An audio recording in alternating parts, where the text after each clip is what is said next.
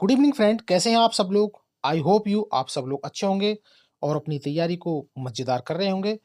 आज gene पियाजे, Lawrence काल्बर्ग एवं Vygotsky के सिद्धांत, ये आपके सीटेट के एग्जाम में 10 से 12 नंबर जो आपको देके जाते हैं, आज इसके ऊपर चर्चा होगी हमारी। पहले आपके थ्योरिकल हैं, फिर उसके बाद आपके क्वेश्चन लगाएंगे।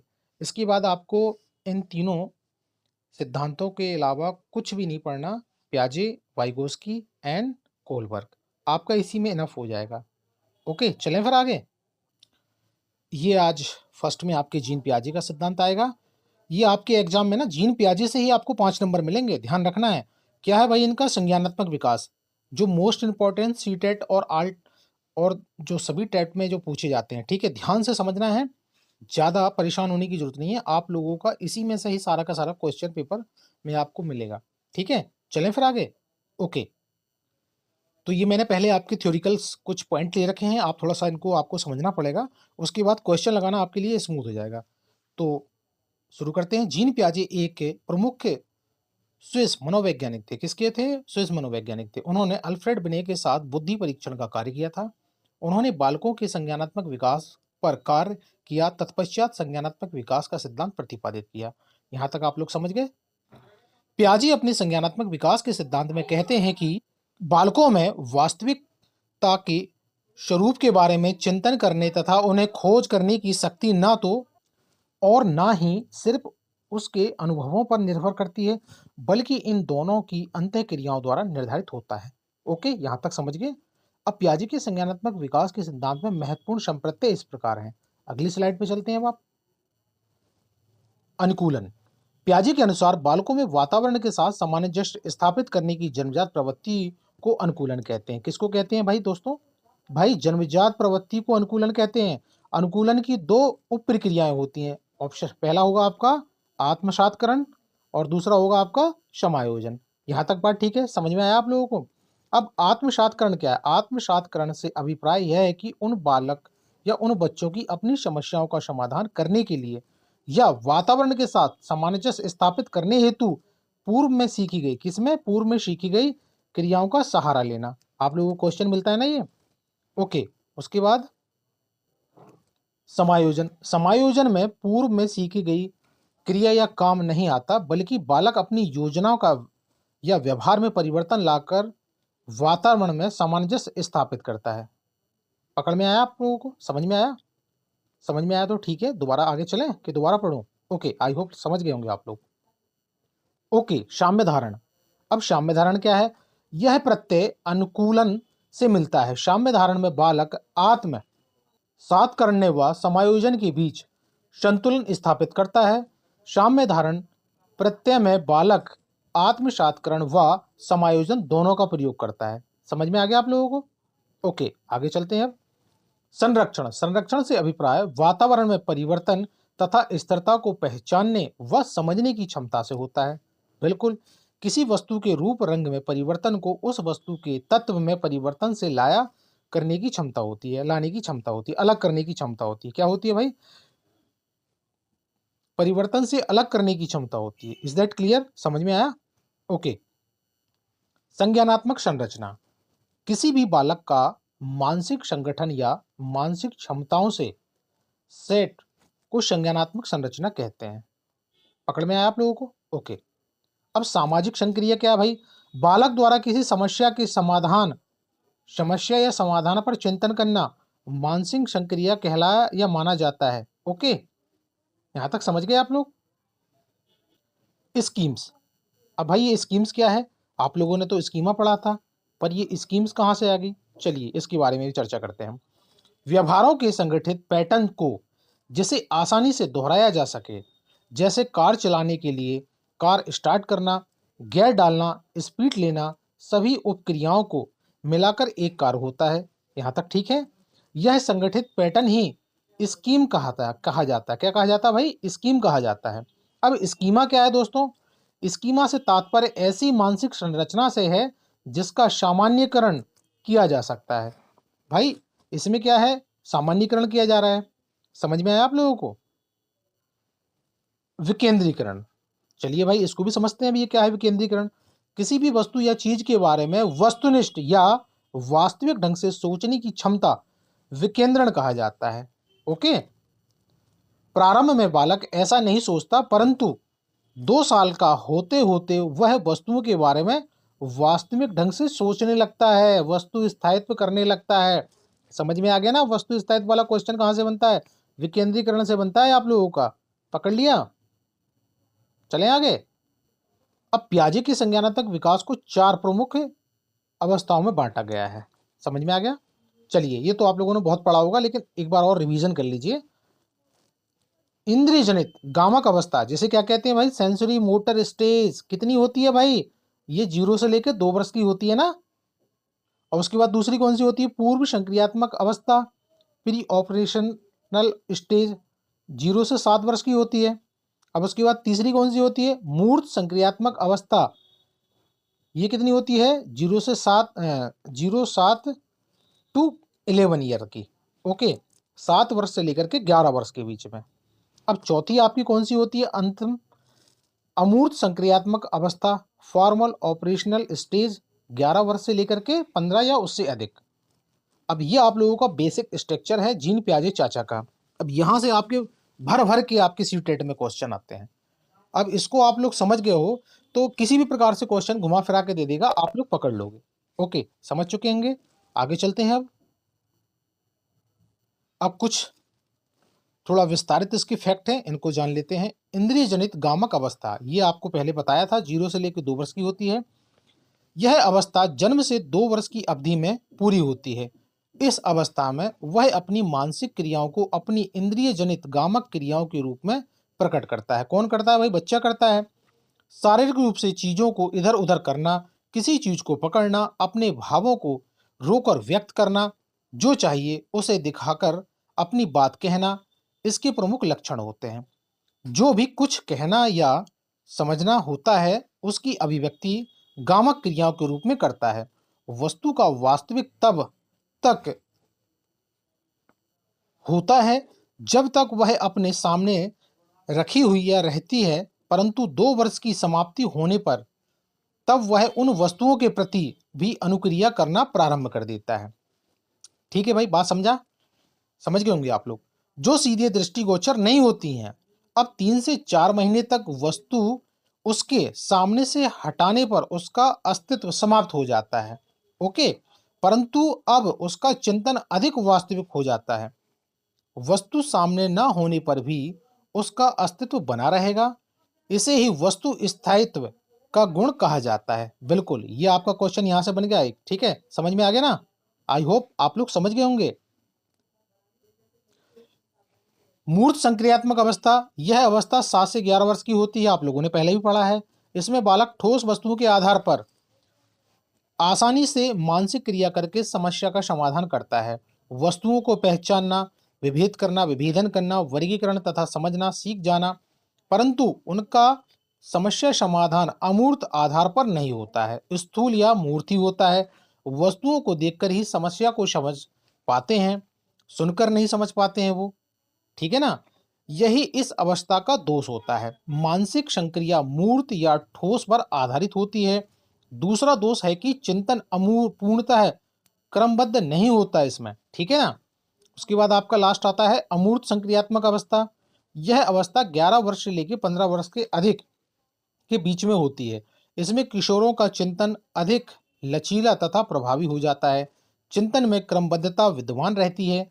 किसी भी समस्या का समाधान तात्कालिक रूप में सोचकर व चिंतन करके करते हैं। चिंतन में वस्तुनिष्ठ व वास्तविकता पाई जाती है। अतः कहा जाता है कि बालकों में विकेंद्रण पूर्णतः विकसित हो जाता है। समझ में आ गया? अमूर्त संक्रियात्मक अवस्था, भर भर के क्वेश्चन मिलेंगे आप लोगों को, पकड़ के रखना है, इसको छोड़ नहीं देना है। ओके, चलें आगे। अब आइए भाई वाइगोस्की चाचा को देखते हैं। वाइगोस्की का संज्ञानात्मक विकास का सिद्धांत। ओके, अब वाइगोस्की चाचा कब पैदा हुए थे भाई? 1896 और 1934। एक रूसी मनोवैज्ञानिक हैं जिसके प्रमुख सिद्धांत एवं शोध मानवीय चेतना के विकास तथा उनकी संरचना से संबंधित है। बेसिक फैक्ट है, ये ज्यादातर टेट के अंदर में पूछा जाता है, कब पैदा हुए, कहाँ के वैज्ञानिक हैं। आप बेसिक इंफॉर्मेशन समझ लीजिए भाई। इनके मुख्य बिंदु कौन से हैं? मोनिविच वाइगोस्की का परिचय, ये आप लोगों ने समझ चुके हैं। वाइगोस्की का संज्ञानात्मक विकास का सिद्धांत है।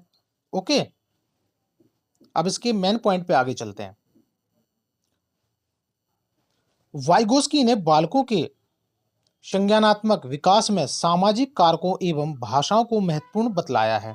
इसीलिए वाइगोत्स्की के संज्ञानात्मक विकास के सिद्धांत को सामाजिक सांस्कृतिक सिद्धांत भी कहते हैं। क्या कहते हैं भाई दोस्तों? सामाजिक सांस्कृतिक सिद्धांत भी कहा जाता है ना। वाइगोत्स्की के अनुसार बालक जिस उम्र में भी किसी संज्ञानात्मक कौशल को सीखते हैं, उन पर इस बात का प्रभाव पड़ता है कि क्या संस्कृति से उन्हें सही सूचना या निर्देश प्राप्त हो रहे हैं, बिल्कुल, या नहीं हो रहे हैं। वाइगोस्की कहते हैं कि वास्तव में संज्ञानात्मक विकास एक अंतः व्यक्तिक सामाजिक परिस्थिति है। समझ में आया? इंटरपर्सनल सोशल कंटेक्स्ट है ना, समझ में आ गया ना, में संबंध होता है जिससे बालकों को अपनी वास्तविक विकास के स्तर अर्थात जहां तक वे बिना किसी भी मदद के स्वयं कार्य कर लेते हैं और अलग और उनके संभाव्य विकास के स्तर अर्थात जिसे वे सार्थक एवं महत्वपूर्ण व्यक्तियों की सहायता से प्राप्त करने में सक्षम हैं। समझ में आया? चलें आगे। ओके, अच्छा, इन दोनों स्तरों के बीच में अंतर और वाइगोस्की ने समीप विकास का क्षेत्र कहा है। समीपस्थ विकास का क्षेत्र से तात्पर्य बच्चों के लिए ऐसे कठिन कार्य क्षेत्र से होता है जिसे वह अकेले नहीं कर सकते, लेकिन अन्य वयस्कों तथा कुशल सहयोगियों की मदद से उसे करना संभव होता है। वाइगोस्की ने विचार किया है कि वयस्कों के साथ की गई सामाजिक अंतःक्रिया इस प्रकार बच्चों की संज्ञानात्मक विकास में मदद करती है। बिल्कुल बात सही है ये। इस सिद्धांत के अनुसार बालकों में चिंतन तथा भाषा दोनों ही स्वतंत्र रूप से पहले विकसित होती है, बाद में वे आपस में मिल जाते हैं। उनका मत था कि सभी मानसिक कार्य के बाहर या बाह्य या सामाजिक उद्भव होते हैं। अपनी चिंतन पर ध्यान केंद्रित करने से पहले बच्चों का दूसरों के साथ बातचीत करने के लिए भाषा को सीखना अनिवार्य होता है। बहुत बढ़िया, समझ में आया? पढ़ लीजिएगा आप लोग, एक दो बार और रिवीजन कर लीजिएगा, आप लोग समझ जाओगे। कोई इतना बड़ा ये तोप नहीं है। ओके, आगे चलें। ओके, अब ये आपका है लॉरेंस कोलबर्ग का सिद्धांत। ठीक है, अब इन्होंने क्या बताया था भाई? पूर्व रूढ़िगत नैतिक स्तर, ये क्या होता है आपका? 4 से लेकर के 10 वर्ष का होता है। ये स्लाइड थोड़ा सा मिसिंग हो गई है, बट डोंट वरी, मैं आप लोगों को बता देता हूँ। पूर्व रूढ़िगत स्तर 4 to 10। अब दूसरा आपका कौन सा होता है? अब आपका होता है रूढ़िगत नैतिक स्तर। अब इसमें क्या होता है? यह अवस्था 10 से लेकर के 13 वर्ष की होती है। इसमें बालक उन सभी क्रियाओं को सही समझ सकता है जिससे दूसरों को मदद मिले या जो समाज के नियमों के अनुकूल होती है। यहाँ तक आप लोग समझ गए होंगे। ओके, अब तीसरी कौन सी स्टेज होती है इसकी? उत्तर रूढ़िगत नैतिकता का स्तर। अब इसमें क्या होता है? इस अवस्था में बच्चों में नैतिक आचरण संपूर्ण रूप से आंतरिक नियंत्रण में होता है। नैतिकता का सबसे उच्च स्तर यही होता है। कौन सा होता है भाई? यही होता है। अब लॉरेंस कोलबर्ग ने कितने से अपने सिद्धांत में कितने स्तर बताए हैं भाई? उन्होंने 3 स्तर बताए हैं। आपको ध्यान रखना है, पहला कौन सा है? पूर्व रूढ़िगत नैतिक स्तर, जिसमें क्या है भाई? इसकी स्टेज ईयर होती है 4 to 10 ईयर। और उसके बाद दूसरा कौन सा होता है? रूढ़िगत नैतिकता का स्तर, इसकी कितनी होती है? 10 वर्ष से लेकर के 13 वर्ष। और उच्च रूढ़िगत नैतिक स्तर, इसकी कितनी होती है भाई? 13 से लेकर के अब 13 टू अब। ओके, आई होप आप लोग समझ गए होंगे, बट डोंट वरी, मैं इसको अलग से करा दूंगा। अभी आप इतना ध्यान रखिए। अभी हम इसके क्वेश्चन लगाते हैं। यस, ओके, क्वेश्चन नंबर 1, विकास कभी न समाप्त होने वाली प्रक्रिया है। यह विचार किससे संबंधित है? क्या एकीकरण का सिद्धांत होगा, अंतःक्रिया का सिद्धांत होगा, अंतः संबंध का सिद्धांत होगा, या निरंतरता का सिद्धांत होगा? तो क्या होगा मेरे प्यारे भाइयों, शिक्षक शिक्षिकाओं? राइट आंसर होगा ऑप्शन नंबर 2। यस, निरंतरता का सिद्धांत। समझ में आ गया आप लोगों को? क्वेश्चन नंबर 2, बच्चों के बौद्धिक विकास की 4 विशिष्ट अवस्थाओं की पहचान की। आपको पता चल गया होगा, आप लोगों ने स्लाइड में पढ़ लिया होगा। कौन है भाई? प्याजे चाचा ही तो हैं। Yes, option number B is right answer. 4 stage किसने बताई है? प्याजे अंकल ने बताई है ना। ओके, चलें आगे। सीखने के अंतःदृष्टि सिद्धांत को किसने बढ़ाया है? जीन पियाजे ने, वाइगोस्की ने, गेस्टाल्ट सिद्धांतियों ने, पावलॉक ने। तो भाई इसका ऑप्शन नंबर सी होगा, गेस्टाल्ट सिद्धांतवादियों ने। ओके। वह कौन सा स्थान है जहां बच्चे के संज्ञानात्मक विकास को सबसे बेहतर तरीके से परिभाषित किया जा सकता है? सभागार, घर, खेल का मैदान, विद्यालय एवं कक्षा का इन्वायरमेंट। तो क्या होगा दोस्तों इसका सही आंसर? क्वेश्चन नंबर 4 का राइट आंसर होगा ऑप्शन नंबर डी, 4। यस, विद्यालय तथा कक्षा का इन्वायरमेंट। ओके, चलें आगे। वह अवस्था जब बच्चा तार्किक रूप से वस्तुओं व घटनाओं के विषय में चिंतन प्रारंभ कर देता है, तो कौन सी स्टेज होगी? पढ़ा तो होगा।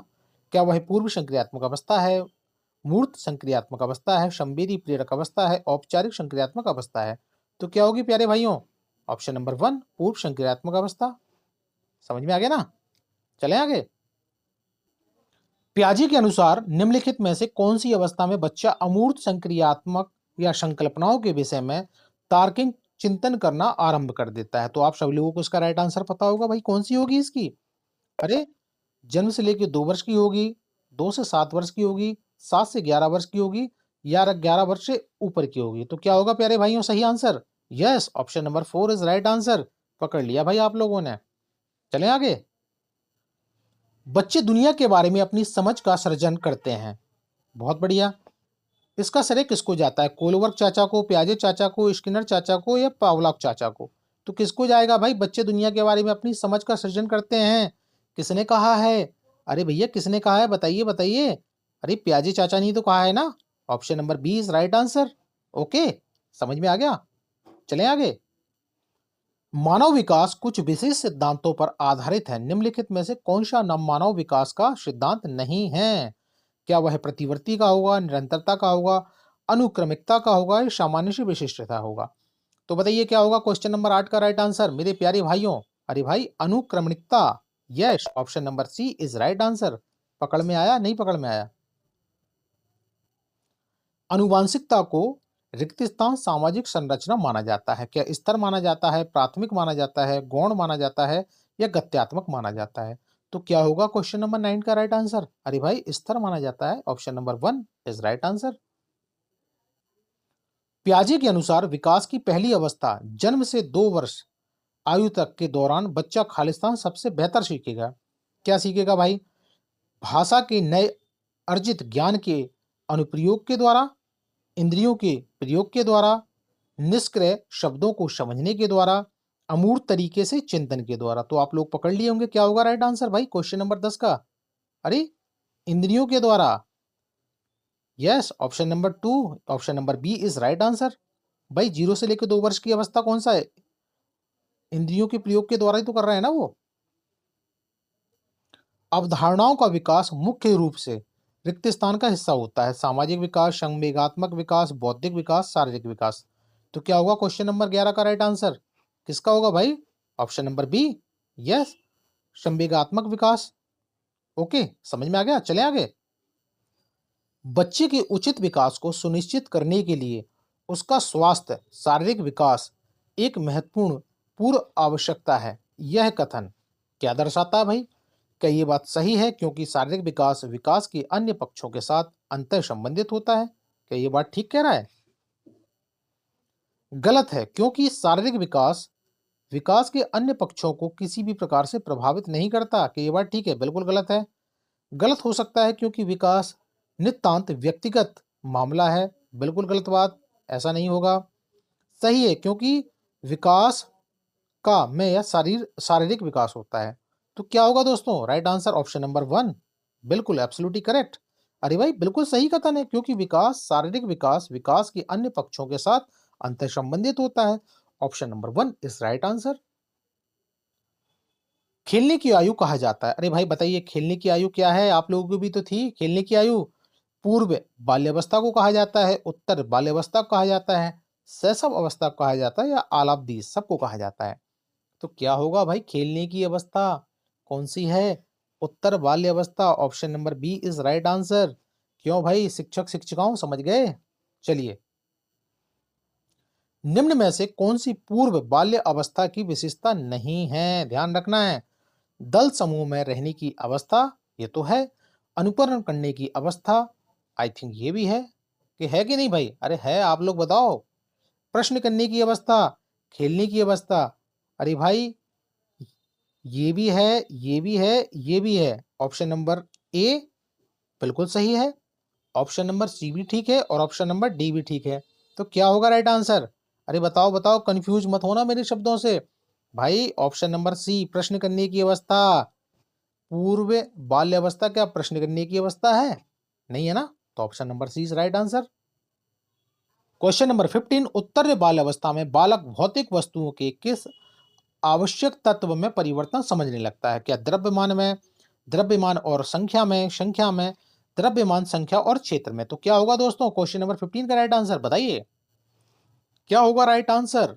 Yes, option number D is right answer. अरे द्रव्यमान और संख्या में। ओके, विकास का अर्थ क्या है भाई? बताइए क्या है दोस्तों विकास का अर्थ? परिवर्तनों की ओर उत्तरोत्तर श्रृंखला होती है। अभिप्रेरणा के फलस्वरूप होने वाली परिवर्तनों की उत्तरोत्तर श्रृंखला है। अभिप्रेरणा एवं अनुभव के फलस्वरूप होने वाले परिवर्तनों की उत्तरोत्तर श्रृंखला है। परिपक्वता एवं अनुभव के फलस्वरूप होने वाले परिवर्तनों की श्रृंखला है। तो बताइए भाई, विकास क्या है? ऑप्शन नंबर क्वेश्चन नंबर 16 का राइट आंसर क्या होगा my dear friends? All of शिक्षक टीचर्स बताइए क्या होगा? Option number C. अरे अभिप्रेरणा एवं अनुभव के फलस्वरूप होने वाले परिवर्तन की एक श्रृंखला है। Okay, option number C is right answer. आपका अगला क्वेश्चन है, विकास के संदर्भ में निम्न में से कौन सा कथन सत्य नहीं है? ध्यान रखना है, नहीं भाई को पकड़ लेना है।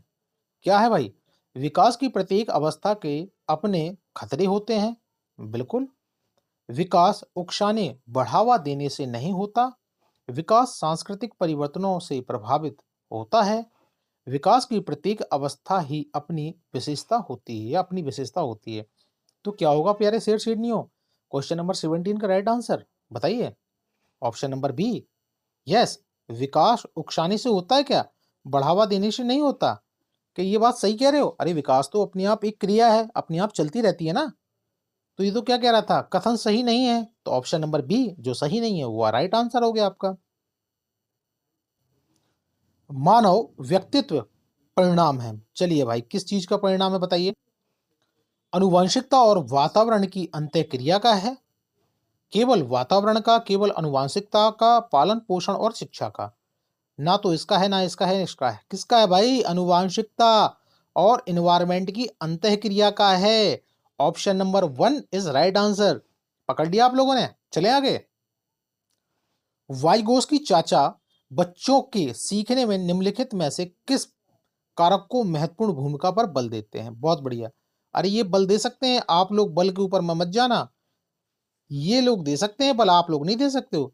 क्या नैतिकता, सामाजिक, शारीरिक, अनुवांशिकता? तो बताइए प्यारे भावी शिक्षक शिक्षिकाओं क्या होगा राइट आंसर? अरे ये क्लास इतनी अच्छी टॉप बनाई है आपके लिए कि 10 नंबर दे के जाएगी ये। बस ध्यान से पढ़ना। ये नंबर 1 है, नंबर 2 इसका बाद में लेके आऊंगा। ओके चलें आगे। क्या होगा राइट आंसर? क्या होगा बताइए? वाइगोस्की बच्चों की सीखने में निम्नलिखित में से किस प्रकार की महत्वपूर्ण भूमिका पर बल देते हैं? अरे किस चीज के ऊपर में बल दे रहे हैं वाइगोस्की अंकल बताइए? अरे किसके ऊपर में? सामाजिक, सोशल, इसी के ऊपर तो बल दिया था इन्होंने। पकड़ लिया?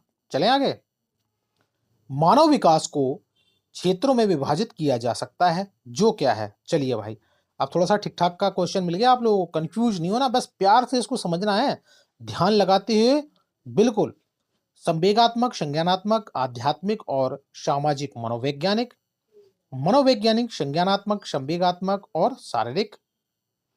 शारीरिक, आध्यात्मिक, संज्ञानात्मक, सामाजिक, शारीरिक, संज्ञानात्मक, संवेगात्मक और सामाजिक। तो बताइए क्या होगा भाई? मानव विकास के क्षेत्रों में विभाजित किया गया है। अब ये सारे विभाजित क्षेत्र हैं, इसमें से राइट आंसर पकड़ना है कि कौन सा सही क्षेत्र है और किस फ्लो में जा रहा है। तो बताइए बताइए क्या है भावी शिक्षक शिक्षिकाओं, राइट आंसर क्या होगा बताइए? Option number 2 is right answer. पकड़ना है इसको, पकड़ना, छोड़ना नहीं। कैसे हो रहा है पहले समझो आप। सबसे पहले क्या आएगा? मनोवैज्ञानिक। उसके बाद क्या आएगा, संज्ञानात्मक, फिर क्या आएगा, संवेगात्मक, इमोशनल, फिर क्या आएगा, शारीरिक, फिजिकल। ओके, समझ में आ गया ना आप लोगों को, पकड़ लिया। मानव विकास को क्षेत्रों में विभाजित किया है भाई, ऑप्शन नंबर बी वाले क्षेत्र में विभाजित किया है, मनोवैज्ञानिक, संज्ञानात्मक, संवेगात्मक और शारीरिक। एब्सोल्युटली करेक्ट, पकड़ लिया आप लोगों ने। आई होप समझ गए होंगे। और प्लीज अपने सर के लिए एक गुरुदक्षिणा समझ के एक लाइक, सब्सक्राइब और कमेंट जरूर करें। I hope you, please I request to all of our teachers, please help me, be support to our brother. निम्नलिखित में से कौन सा विकास का सिद्धांत है? बहुत बढ़िया। विकास हमेशा रेखीय होता है। क्या एक रेखा में चलता है विकास? ऐसे चलता है? यह निरंतर चलने वाली प्रक्रिया नहीं है। ये तो गलत कह रहा है भाई। विकास की सभी प्रक्रियाएं अंतर संबंधित नहीं होती हैं। सभी के विकास दर समान नहीं होती है। तो बताइए, पकड़ो दोस्तों, क्या कह रहा है भाई? विकास का सिद्धांत है, 40 नंबर को पकड़ लेना, छोड़ मत देना। क्या कह रहा है? अरे भाई, सभी की विकास दर समान नहीं होती। बिल्कुल ठीक कह रहा है ना, कि सभी की विकास दर समान होती है क्या?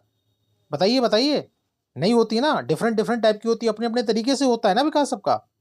तो option number D is right answer. I hope आप लोगों ने पकड़ लिया होगा इस क्वेश्चन को। चलें आगे।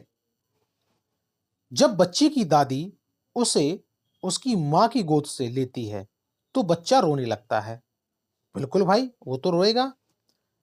बच्चे के कारण रोता है, मतलब किस कारण से रोता है ये पूछ रहा है, बस बच्चा किस कारण से रोता है। आप बताइए, संवेगात्मक दुविधा या दुश्चिंता के कारण, अजनबी दुश्चिंता के कारण, वियोग दुश्चिंता के कारण, या सामाजिक दुश्चिंता के कारण? ये तो होगा नहीं दोस्तों, क्योंकि छोटा सा बच्चा है भाई, वो सामाजिकता भी क्या जानेगा। अब 3 ऑप्शन आपके पास बचे हुए हैं, बताइए मेरे शेर शेरनियों, क्या होगा इसका राइट आंसर? ये प्याजे की अवस्थाओं के बारे में से पूछ लिया, उसी में से एक निकाल के क्वेश्चन दे दिया आप लोगों को भ्रमित करने के लिए। अरे जब बच्चे की दादी उसकी मां से ले लेती है तो बच्चा क्या करता है, रोने लगता है। तो वो किस कारण रो रहा है?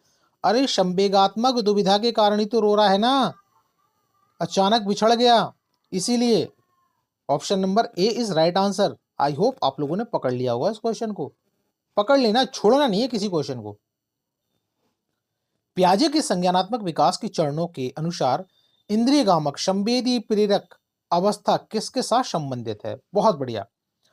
तार्किक रूप से समस्या समाधान की योग्यता है, विकल्पों के निर्वाचन और विश्लेषण करने की योग्यता है, सामाजिक मुद्दों से सरोकार है, अनुकरण, स्मृति और मानसिक निरूपण है। तो बताइए प्यारे शिक्षक शिक्षिकाओं, भारत देश के क्या होगा राइट आंसर? क्वेश्चन नंबर 43 का बताइए भाग्य विधाताओं, क्या होगा right answer? Option number D is right answer. अरे अनुकरण, स्मृति और मानसिक निरूपण, थोड़ा सा ठीक ठाक दे दिया ना, घुमा दिया ना इसने। पकड़ में आया, नहीं पकड़ में आया, कि बताऊं इसको, एक्सप्लेन करूं?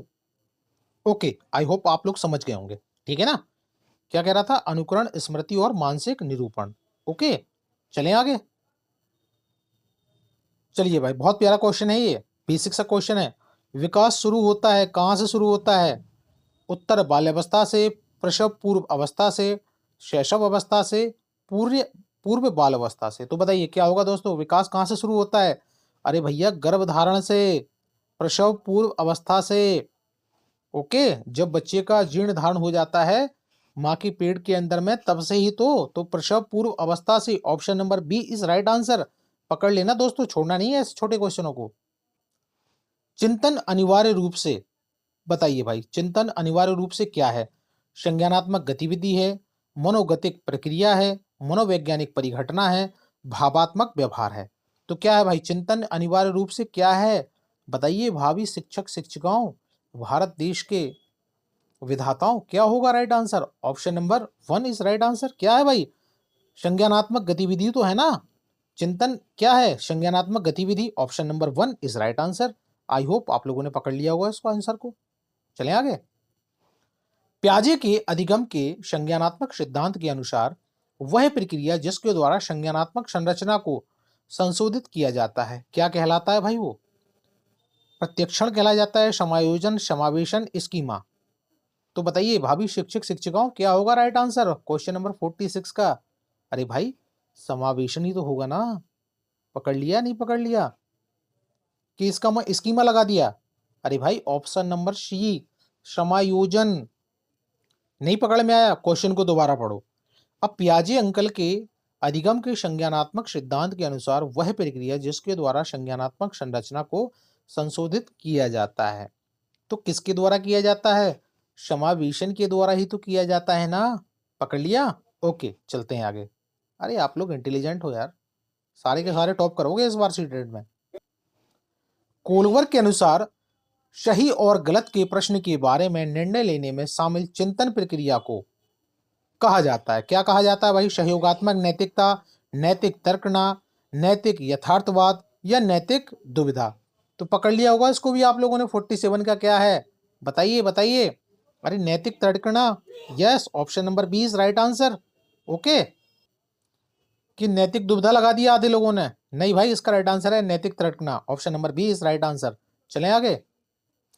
निम्नलिखित में से कौन सा मुख्य रूप से अनुवांशिकता संबंधी कारक है? बताइए। बहुत प्यारा क्वेश्चन है। अरे भाई, आंखों का रंग, सामाजिक गतिविधियों में भागीदारिता, समकक्ष व्यक्तियों के समूह के प्रति अभिवृत्ति या चिंतन पैटर्न। तो क्या होगा दोस्तों राइट आंसर क्वेश्चन नंबर 48 का? अरे भैया, आंखों का कलर बता देगा ना, अनुवांशिकता का संबंध है। माँ बाप के बारे में भी बता देता है ये कि ये किसका बेटा है। अरे चाचा कलुआ का बेटा है कि चाचा भुरुआ का बेटा है, किसका बेटा है? आंखों के रंग से बता देंगे कि इसकी मम्मी चुनुआ की मम्मी ये है कि चुनुआ की मम्मी वो है। Option number 1 is right answer. I hope आप लोगों ने पकड़ लिया होगा। चलिए, तो आज आप लोगों को क्लास में आनंद आ रहा है, एंजॉय आ रहा है? बिल्कुल एंजॉय लीजिए, मजे के साथ पढ़ाई करिए, टेंशन फ्री पढ़ाई करिए और सर की गुरुदक्षिणा देते जाइए। क्या है भाई गुरुदक्षिणा सर की? लाइक और सब्सक्राइब। और क्या चाहिए यार आप लोगों से? भाई सब्सक्राइब करोगे, मेरा मोटिवेशन बढ़ेगा कि हाँ मेरे सहपाठी, मेरे शिक्षक पढ़ रहे हैं। लाइक करोगे, कमेंट करोगे तो मुझे और अच्छा लगेगा, मैं और तगड़ी वीडियो बनाऊंगा और अच्छी क्लास लेके आऊंगा। ठीक है, चले आगे।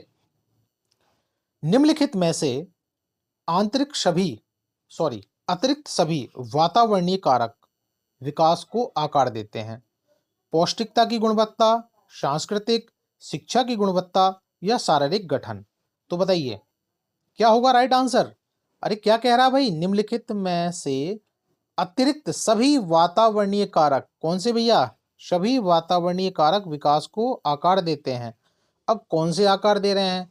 अब आप लोग बताओ भाई, मुझे तो पता नहीं, आप लोग ही बताओगे क्या होगा राइट आंसर। क्या होगा भाई? बताइए बताइए बताइए।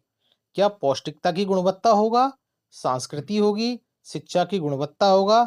क्या होगा क्या होगा प्यारे साथियों बताओ। Option number D is right answer, शारीरिक गठन। Absolutely correct, option number D is right answer. I hope आप लोगों ने पकड़ लिया होगा, इसको भी छोड़ना नहीं है, पकड़ के चलना है इनको। ठीक है, कमर कस लो, आज टॉप करना है। ठीक है, चले आगे।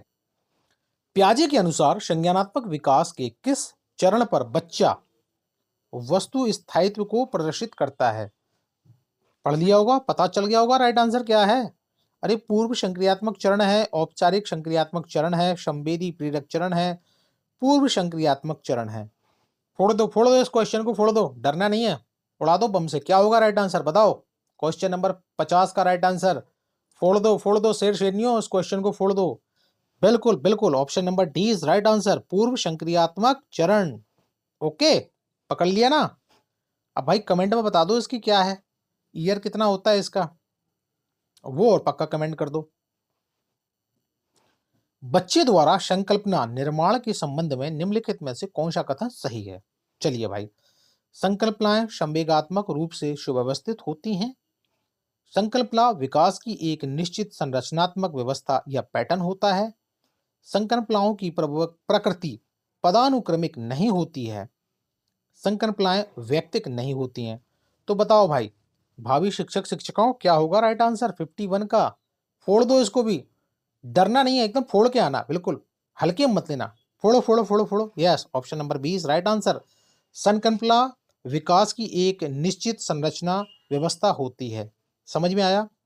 समझ में आया? अरे क्या कह रहा? संकल्पना क्या होती है भाई? विकास की एक निश्चित संरचना है, पैटर्न होता है। Option number 20 right answer. बहुत बढ़िया, फोड़ दिया आप लोगों ने, बहुत प्यार, बहुत बढ़िया। किशोरों के संदर्भ में निम्नलिखित में से कौन सा कथन सर्वाधिक उचित है? चलिए भाई, संवेगात्मक प्रोत्थान की घटना बढ़ जाती है कि ये बात ठीक है। पढ़ाई के प्रति लापरवाही का रवैया होता है भाई, कुछ कुछ को तो होता है ये। चिंतन एक अमूर्त क्रिया में प्रदर्शित होता है या होना। बुद्धि लब्धांक में अकस्मात वृद्धि हो जाना। ये तो बहुत बढ़िया पॉइंट है भाई। आप लोगों का भी हुआ होगा, अचानक पहले थोड़े से नॉर्मल होंगे, फिर पढ़ाई में देखा अरे भाई खींच लो मीटर, काम नहीं चलेगा। तो इसीलिए आप फिर बुद्धि लब्धांक में अचानक आपके में परिवर्तन आया होगा, आपकी क्रिएटिविटी में परिवर्तन आया होगा। फिर आप लोगों ने दम दम लगा करके शुरू कर दी होगी पढ़ाई, है ना? क्या लगा के? दम और दम। तो 52 का राइट आंसर क्या है? भावी शिक्षक शिक्षिकाओं, बताइए मेरे शेर शेरनियों। Option number 1 is right answer. संवेगात्मक प्रोत्थान की घटना बढ़ जाती है। Option number 1 is right answer. आगे बढ़ते हैं अब। मानसिक विकास की औपचारिक संक्रियात्मक अवस्था की प्रमुख विशेषता क्या है भाई? बताइए। अमूर्त चिंतन होता है, मूर्त चिंतन होता है, सामाजिक चिंतन होता है, अहम केंद्रित व्यवहार होता है। क्या होगा क्वेश्चन नंबर 53 का राइट आंसर? बताइए भावी शिक्षक शिक्षिकाओं, मेरे शेर शेरनियों, क्या होगा? अरे भाई अमूर्त चिंतन ही तो होगा ना। Option number A is right answer. पकड़ लिया ना? पकड़ लिया होगा। चलते हैं आगे। बच्चों में नैतिक मूल्यों को विकसित करने का सर्वाधिक उचित तरीका बताइए भाई क्या है? प्रातःकालीन सभा में बच्चों को नैतिक उपदेश देना। क्या उपदेश देते रहोगे काम चल जाएगा? अरे विद्यार्थियों के सामने एक परिस्थिति रखना और उस पर निर्णय लेने के लिए कह देना, भाई इस पे भी काम चलेगा क्या? शिक्षकों एवं बड़ों द्वारा नैतिक मूल्यों को प्रदर्शित करना, ये तो भाई पॉजिटिव लग रहा है। विद्यार्थियों को नैतिकता और अनैतिकता के बीच में अंतर करना व सिखाना। अब बताओ भाई क्वेश्चन नंबर 54 का राइट आंसर क्या होगा भाई? बताइए बताइए। Option number B is right answer. अब क्यों होगा भाई बी आंसर? आप लोगों ने इसमें आगे पढ़ा भी तो होगा ना कि सर किसी किसी क्वेश्चन में तो आप लोग कहते हो कि शिक्षकों एवं बड़ों द्वारा नैतिक मूल्यों को प्रदर्शित करना, हमें अच्छा व्यवहार करना, तब बच्चे हमें देख के सीखेंगे। अरे भाई वो तो ठीक है, पर ये क्या कह रहा है? बच्चों में नैतिक मूल्यों को विकसित करने का सर्वाधिक उचित तरीका क्या है? आप लोगों को करवाना है। अब ये स्टेज तो पहली थी, अब आप लोगों को करवाना है तो क्या होगा भाई? विद्यार्थियों के सामने एक ऐसी परिस्थिति रखना और उस पर निर्णय लेने के लिए कहना। भाई एक डॉक्यूमेंट्री फिल्म दिखाओ या कुछ भी एक कहानी बनाओ, आप कहोगे कि ये आदमी बुरा है और ये आदमी अच्छा है। कैसे बुरा है और कैसे अच्छा है? इसके काम खराब हैं, इसके काम अच्छे हैं। आप उस फिल्म को, डॉक्यूमेंट्री फिल्म को फॉर दिस एग्जाम्पल बच्चों को दिखाओ। अब फिर बच्चों से पूछो कि भाई बताओ किसका काम सबसे बेटर है? तो बच्चे बोलेंगे कि नहीं सर, ये इसका काम राक्षसों वाला है और इसका काम भगवानों वाला है या गॉड्स वाला है। ये काम अच्छा करता है, ये काम खराब करता है। तो आपने क्या की भाई? एक परिस्थिति रख दी ना, एक सिचुएशन, एक कंडीशन उनके सामने बताई या रखी, जिससे उन्होंने सही निर्णय निकाला। तो आपने क्या किया? यही चीज तो बताइए, आपने क्या एक परिस्थिति बनाई ना उनके सामने। तो option number B is right answer. I hope आप लोगों ने पकड़ लिया होगा इस क्वेश्चन के आंसर को। चलें आगे। निम्नलिखित में से कौन सा चिंतन की प्रक्रिया में सबसे कम महत्वपूर्ण है? चलिए भाई, तर्कणा, समस्या, सामान्यीकरण या स्मृति। बताइए क्या होगा क्वेश्चन नंबर 55 का राइट आंसर भावी शिक्षक शिक्षकों? अरे भाई स्मृति क्या करेगी? चार्ट डालेगी क्या? अरे option number D is right answer. छोटा सा क्वेश्चन था, घुमा दिया होगा। अरे भाई सही है Smriti, option number D is right answer. व्यक्तित्व विकास में महत्वपूर्ण भूमिका का निर्वाह करता है।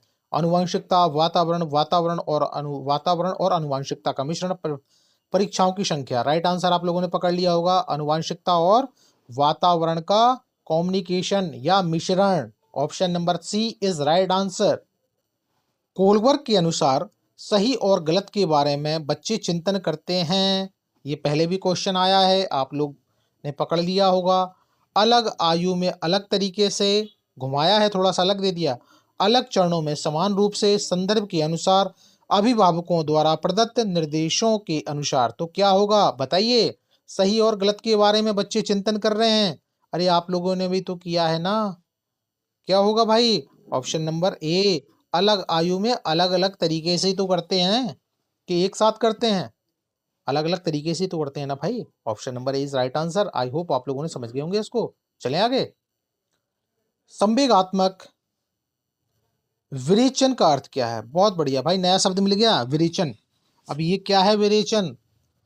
संवेगों को दबाना होता है, बहुत अधिक अवसादग्रस्त महसूस करना होता है, संवेगात्मक दमन से बाहर निकालना होता है, संवेगात्मक दमन को सहन करने की योग्यता को बढ़ाना होता है। तो क्या होगा भाई 58 का राइट आंसर? बताइए बताइए।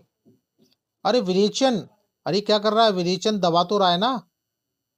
नहीं मिला होगा आप लोगों को यूट्यूब पे ऐसा क्वेश्चन, बट लेकिन मैं करा रहा हूं, मिलेगा आप लोगों को। ठीक है, option number 1 is right answer. किशोरों का अनुभव कर सकते हैं भाई, किशोर रिक्त स्थान का अनुभव कर सकते हैं, किसका कर सकते हैं भाई? आत्मसिद्धि के भाव का, जीवन के बारे में परितृप्ति के भाव का, दुश्चिंता और स्वयं से सरोकार का, बचपन में किए गए अपराधों के प्रति डर के भाव का। अरे भाई इससे क्या लेना देना यार, बचपन में उन्होंने कौन सा अपराध कर दिया है? ये तो भाई घुमाने के लिए ऐसे ही दे दिया आप लोगों को, इसका कोई मतलब नहीं है। चलो भाई, आप बताओ, आपके पास 3 ऑप्शन बचे हुए हैं, राइट आंसर क्या होगा? किशोर रिक्त स्थान का अनुभव कर सकते हैं, कैसे कर सकते हैं?